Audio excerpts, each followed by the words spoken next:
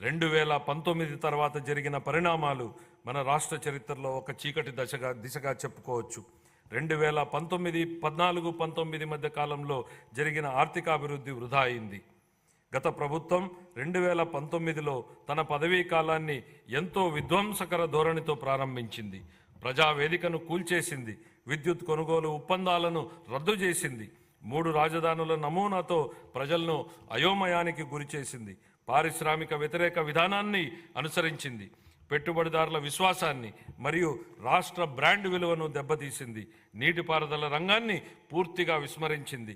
కేంద్ర ప్రభుత్వ అభిప్రాయానికి విరుద్ధంగా కార్యనిర్వాహక సంస్థను మార్చడం ద్వారా పోలవరం ప్రాజెక్టు నిర్మాణాన్ని నిలిపేసింది. ఈ చర్యల వల్ల డయాఫ్రమ్ గోడకు నష్టం కలిగి ప్రాజెక్టు జాప్యానికి దారితీసింది. పన్నులు చెల్లిస్తూ మరియు ఉపాధి కల్పిస్తూ రాష్ట్రాభివృద్ధికి దోహదపడే పరిశ్రమలు మన రాష్ట్రాన్ని వదిలి వెళ్ళిపోయాయి. ఈ చర్యలు పెట్టుబడిదారులను మరియు ప్రపంచ ఆర్థిక సంస్థలను రాష్ట్రంలో స్థిరమైన పెట్టుబడులు పెట్టనివ్వకుండా చేశాయి. ఫలితంగా మన రాష్ట్రం ఆర్థిక పరిస్థితి విచ్ఛిన్నమైంది. ఈ సందర్భంగా కౌటిల్యుడి మాటలను ఒకసారి గుర్తు చేసుకుందాం. సంపదకు మూలం ఆర్థిక కార్యకలాపాలే. అవి లేకపోవడం వనరుల సమీకరణకు ఇబ్బందులు తెచ్చిపెడుతుంది. ఫలవంతమైన ఆర్థిక కార్యకలాపాలు లేకపోతే ప్రస్తుత శ్రేయస్సు మరియు భవిష్యత్ రెండూ నాశనమయ్యే ప్రమాదం ఉంది. ద్రవ్యం చలామణిలో ఉన్నప్పుడే ఆర్థిక వ్యవస్థలో సంపద సృష్టి జరుగుతుంది. ఇది జరగాలంటే ప్రాజెక్టుల అమలు తప్పనిసరి.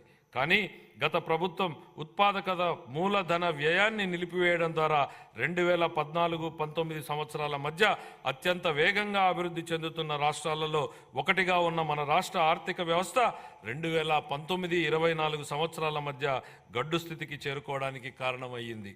గత ప్రభుత్వం రాష్ట్ర వనరుల దుర్వినియోగం మరియు నిధులను పక్కదారి పట్టించడం వంటి చర్యలతో పేలవమైన పాలన చేయడం జరిగింది. కేంద్ర ప్రాయోజిత పథకాలను నిధులను మళ్లించడమే కాక అందుకు సరిపోయే రాష్ట్ర వాటాను కూడా విడుదల చేయలేదు. కార్పొరేషన్ల నిధుల మళ్లింపు, రాష్ట్ర ఆర్థిక వ్యవహారాల దుర్వినియోగం వంటి చర్యలు అధిక రుణభారానికి దారితీశాయి. ప్రభుత్వ ఆస్తులను తాకట్టు పెట్టడం, స్థానిక సంస్థల నిధుల మళ్లింపు వంటి చర్యలకు పాల్పడడంతో పాటు బిల్లుల చెల్లింపు కోసం ప్రభుత్వానికి వ్యతిరేకంగా వాద్యాలు వేయడం వలన గుత్తేదారులకు నమ్మకం లోపించి ప్రభుత్వంపై విశ్వాసం సన్నగిల్లింది. గత ప్రభుత్వం అధికారం నుండి వైదొలిగే నాటికి మన రాష్ట్ర ఆర్థిక వ్యవస్థ పతనమంచున ఉంది. ఉద్యోగులకు గాను 21,980 కోట్ల రూపాయల బకాయిలు, కేంద్ర ప్రాయోజిత పథకాలకు 4,657 కోట్ల రూపాయల బకాయిలతో సహా మొత్తం 1,35,224 కోట్ల రూపాయలు బకాయిలు ఉన్నాయని శ్వేతపత్రంలో ఇప్పటికే పేర్కొన్నాం. ఇవన్నీ గత ప్రభుత్వ దుష్పరిపాలనకు, వైఫల్యానికి నిదర్శనం. 2019-24 సంవత్సరాల మధ్యకాలంలో నెలకొన్న పరిస్థితి చూస్తే మన రాష్ట్రం పటిష్టమైన ఆర్థిక సూత్రాలతో నడిచిందా, లేక వ్యక్తిగత ప్రయోజనాల కోసం లాభాపేక్షతో ఒక ప్రైవేటు సంస్థలాగా నడిచిందా అనే ప్రశ్న ఉత్పన్నమవుతుంది. గత ప్రభుత్వం ప్రజా సంక్షేమాన్ని పక్కన పెట్టి కేవలం ప్రైవేటు లాభం అనే భావనతోనే నడిచింది. సహజ వనరులను కొల్లగొట్టడం, సహజ ఖనిజాల అక్రమ తవ్వకాలతో రాష్ట్ర ఖజానాకు ఆదాయం నష్టం కలిగించడం, వ్యక్తిగత ప్రయోజనాల కోసం ఉద్దేశపూర్వకంగా ఇసుక మరియు ఎక్సైజ్ విధానాలను రూపొందించడం జరిగింది. ఈ చర్యల వలన ఒకవైపు రాష్ట్ర ఆర్థిక వ్యవస్థ క్షీణించగా, మరొక వైపు అధిక పన్నులు మరియు దుష్పరిపాలన కారణంగా ప్రజల కష్టాలు మరింత పెరిగాయి. గత ప్రభుత్వం ప్రజాస్వామిక గొంతులను అణిచివేయడం మరియు ప్రజాస్వామ్య వ్యవస్థలను దెబ్బతీయడం వంటి కక్ష సాధింపు చర్యలకు పాల్పడింది. గత ప్రభుత్వ దుష్పరిపాలనకు వ్యతిరేకంగా వివేకవంతమైన ప్రజాస్వామిక నిర్ణయం తీసుకుని మరొకసారి రాష్ట్ర చరిత్రగతిని సవ్య దిశగా మార్చిన మన రాష్ట్ర ప్రజలకు కృతజ్ఞతలు తెలియజేసుకుంటున్నాం. మన రాష్ట్ర ప్రజలు విఘ్నతతో ఇచ్చిన తీర్పు 2024లో ఎన్డీఏ కూటమి తిరిగి అధికారంలోకి వచ్చేందుకు దోహదపడింది. శ్రీ నారా చంద్రబాబు నాయుడు గారు నేడు రెట్టించిన ఉత్సాహంతో మరియు దృఢ సంకల్పంతో ఉన్నారు. స్వర్ణాంధ్రప్రదేశ్ విజన్కు 2024 సంవత్సరం ఒక మైలురాయి వంటిది. మా ప్రభుత్వం ఎన్ని సవాళ్లు ఎదురైనా ఇచ్చిన హామీలను నెరవేర్చడానికి గౌరవ ముఖ్యమంత్రి గారి నాయకత్వంలో కృషి చేస్తుంది. ఈరోజు నేను ప్రవేశపెడుతున్న బడ్జెట్ ప్రతిపాదనలు రాష్ట్ర ఆర్థిక నేపథ్యాన్ని దృష్టిలో ఉంచుకుని మరియు ఆర్థిక పునరుజ్జీవనమే లక్ష్యంగా మరియు సంపదను సృష్టించే విధంగా ఆర్థిక చక్రాన్ని పునఃప్రారంభించాలనే ఉద్దేశంతో రూపొందించబడినవి.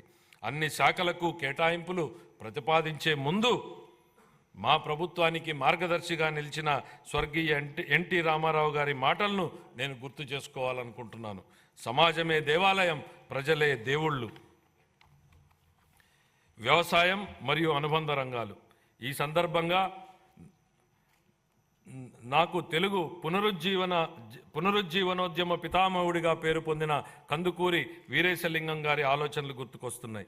వ్యవసాయం చేసే చేతులకు మనం సాయం అందించాలి, అదే దేశ సౌభాగ్యానికి మార్గం. మా ప్రభుత్వానికి వ్యవసాయ రంగ అభివృద్ధి మరియు రైతుల సంక్షేమమే అత్యంత ప్రాధాన్యం.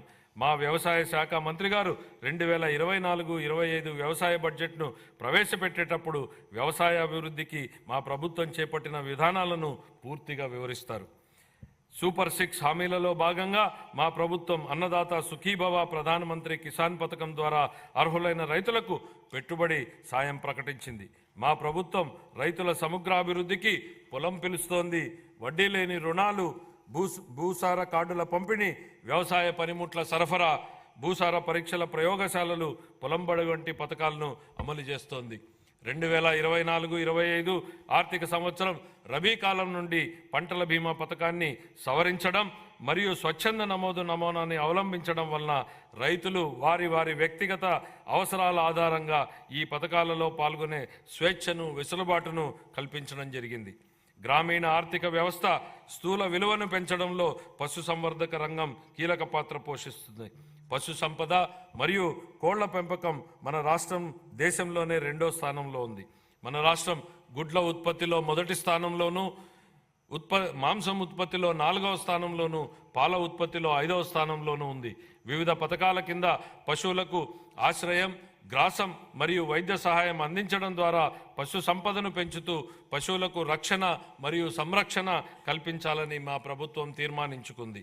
పశువుల ద్వారా జీవనోపాధిని పొందుతున్నటువంటి యాదవులు, కురుమలు మరియు ఇతర వర్గాల ఆదాయాన్ని పెంచడానికి మా ప్రభుత్వం కృతనిశ్చయంతో ఉంది. పశు బీమా పథకాన్ని అమలు చేయడం ద్వారా ప్రభుత్వం ఈ వర్గాల జీవనోపాధికి రక్షణ కల్పిస్తోంది.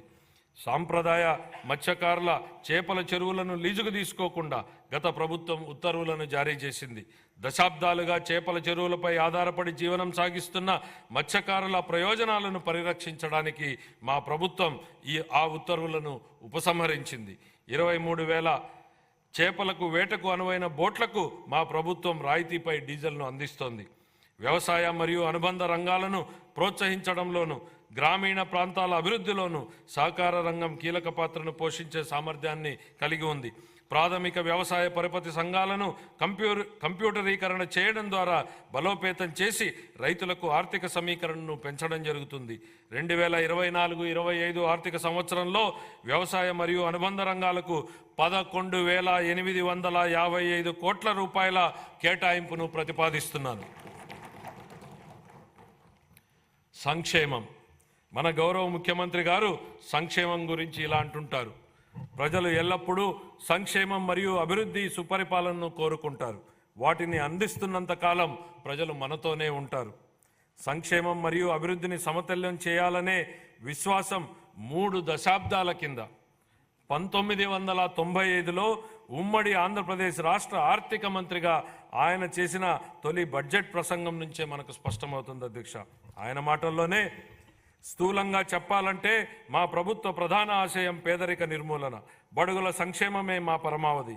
పేదల సంక్షేమానికే మా ప్రభుత్వం సర్వదా అంకితం.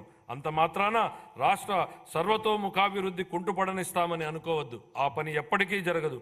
నిధుల కొరత కారణంగా ఏ అభివృద్ధి కార్యక్రమం కుంటుపడరాదన్నది మా ధ్యేయం. అలా కుంటుపడకుండా కృషి చేస్తాం. విద్యాభివృద్ధి, సామాజిక ఆర్థికాభివృద్ధి, సంక్షేమం మరియు హక్కుల పరిరక్షణ కోసం వివిధ పథకాలను అమలు చేయడం ద్వారా అన్ని సామాజిక వర్గాల అభివృద్ధికి మా ప్రభుత్వం కట్టుబడి ఉంది.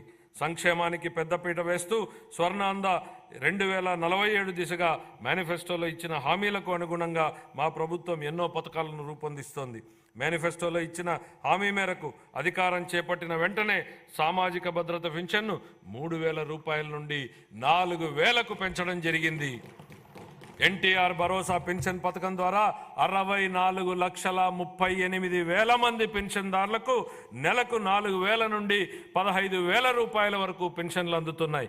మా ప్రభుత్వం అధికారంలోకి వచ్చిన మొదటి నెలలోనే ఎన్టీఆర్ భరోసా పథకం కింద 4,400 కోట్ల రూపాయలు, అలాగే 24 జూన్ నుండి ఇప్పటి వరకు మొత్తం 15,218 కోట్ల రూపాయలు విడుదల చేయబడ్డాయి. కళాశాలల నుండి ధృవపత్రాలు పొందేందుకు విద్యార్థులకు ఇబ్బందులు తలెత్తకుండా ఉండేందుకు మెట్రిక్ అనంతర ఉపకార వేతనాలను నేరుగా కళాశాల ఖాతాలలోకే విడుదల చేస్తోంది. గత ప్రభుత్వం మిగిల్చిన పెండింగ్ ఫీజు రీయింబర్స్మెంట్ బకాయిలను కూడా దశల వారీగా విడుదల చేసేందుకు ప్రయత్నాలు జరుగుతున్నాయి. మా ప్రభుత్వ పథకాలు మాలదాసరి, మాదిగ, రెల్లి, అరుంధతీయ మరియు ఇతర షెడ్యూల్డ్ కులాల వర్గాలకు మేలు చేస్తాయి.